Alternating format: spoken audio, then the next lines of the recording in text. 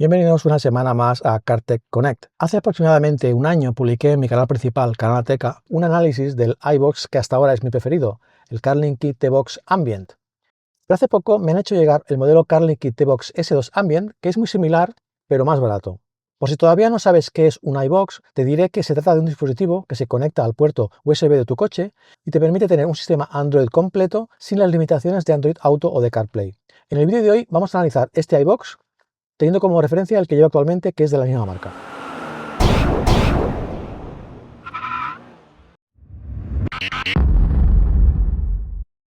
Bien, estas son las dos cajas. Es la caja del iVoox que tenía hasta ahora y la del nuevo T-Box S2 Ambient, que como podéis ver está mucho más moderna y parece de más calidad.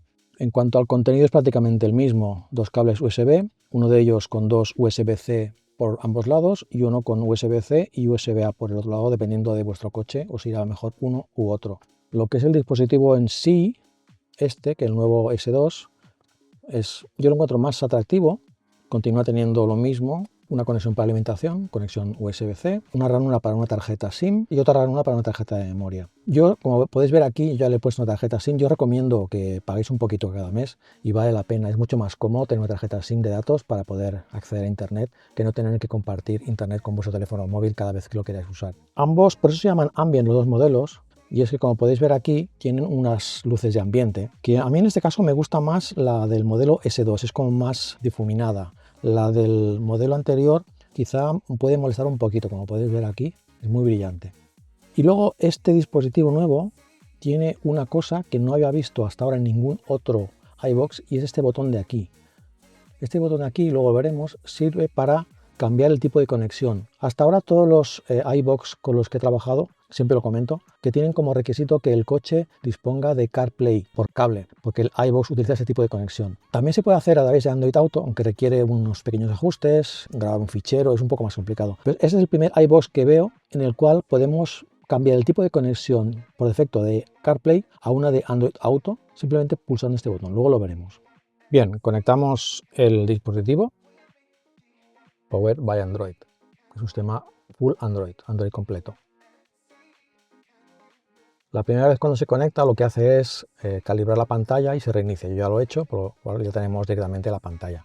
La pantalla principal se compone por una parte que es un navegador, Google Maps en este caso, una zona donde podemos ver el reproductor de audio que está funcionando en ese momento y luego 4 accesos rápidos para las aplicaciones que más utilizamos. Podemos cambiarlas muy fácilmente, simplemente pulsando aquí, borramos, clicamos y seleccionamos cualquiera de las aplicaciones que tenemos instaladas. Si pulsamos aquí vamos a ver las aplicaciones que vienen de serie.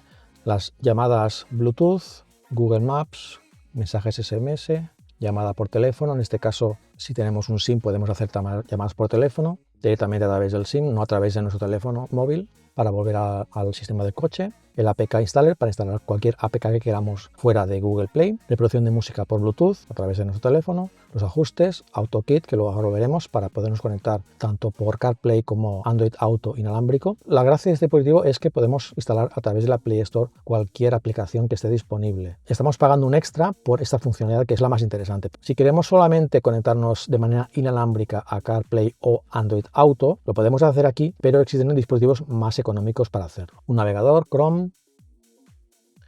También tenemos YouTube Music, contactos, un reproductor de multimedia VLC, YouTube, Spotify. Esta opción de aquí también es muy interesante para obtener las actualizaciones del firmware de manera inalámbrica a través de Internet.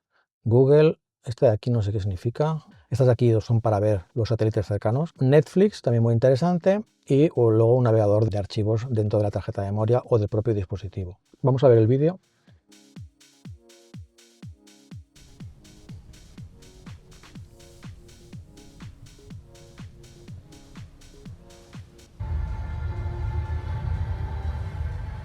El primer juego se llama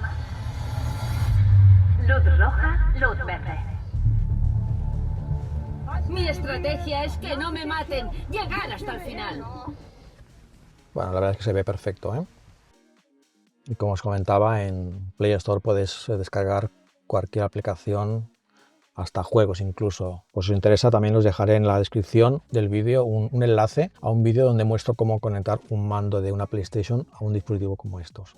¿Qué aplicaciones uso yo habitualmente en el iBox? Pues aquí tenemos unas cuantas. Waze, pero bueno, esto lo tenemos en cualquier navegador, esto no es diferencial, pero aplicaciones que solo pueden funcionar en un iBox son, por ejemplo, Telegram, en el sentido de ver como si fuera un teléfono móvil, Apple Music, que también está disponible, aunque sea un sistema full Android, también está disponible para Android.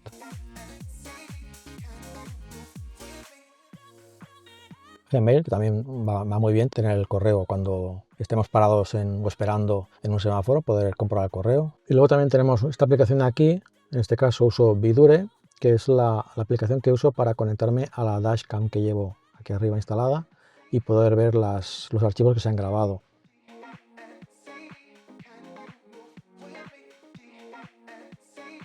Este botón flotante que vemos aquí es muy cómodo, lo podemos mover donde queramos para poder hacer ciertas acciones, como por ejemplo para volver a la pantalla principal, para volver para atrás, para cerrar aplicaciones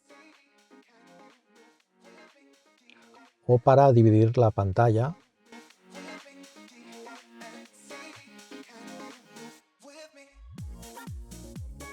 Y tener dos aplicaciones abiertas a la vez. Y con este botón de aquí podemos hacer más grande o más pequeño cualquiera de las dos aplicaciones.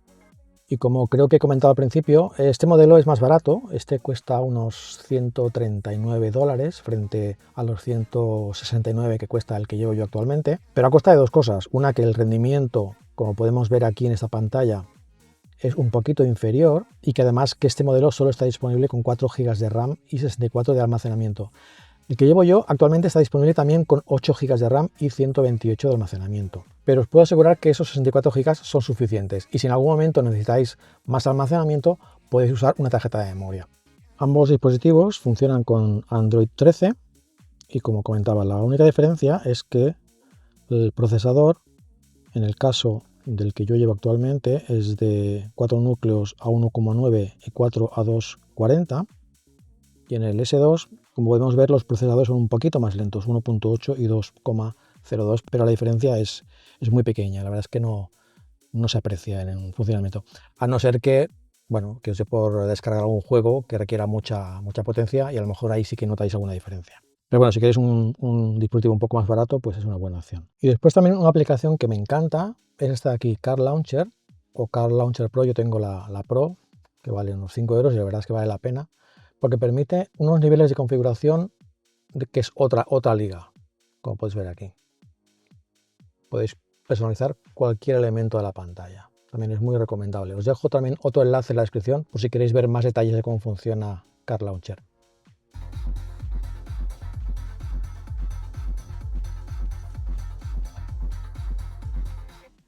Ahora vamos a probar de configurar el CarPlay inalámbrico. Pulsamos aquí en AutoKit y nos dirá que tenemos que buscar Bluetooth T-Box S. Nos aseguramos primero que en el teléfono que queremos conectar tenemos activado tanto Bluetooth como Wi-Fi. Ahora vamos a los ajustes, Bluetooth, buscamos T-Box. Aquí tenemos T-Box S. Enlazamos, permitir.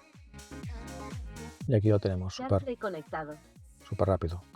Este mensaje que veis es una automatización que tengo. Si os interesa me lo podéis preguntar en los comentarios, os explico cómo se hace. Y ya para acabar vamos a probar lo de cambiar la conexión. Ahora vamos a pulsar este botón que os he enseñado antes. La conexión que tenemos ahora es a través de CarPlay, pero si mantenemos pulsado este botón nos pregunta si queremos cambiar Android Auto, al modo de conexión de Android Auto. Y ahora se reinicia. Yo no he notado diferencia entre uno y otro, pero hay casos en que a lo mejor la configuración de CarPlay o de Android Auto en un vehículo o un modelo específico pues no va muy bien, a veces se corta. Entonces es una opción que podemos probar, de cambiar el tipo de conexión para ver si los problemas se solucionan. Yo sé de gente que con la versión de CarPlay les daba muchos problemas, se reiniciaba el sistema. En cambio con la conexión de Android Auto pues la verdad es que ha ido mejor.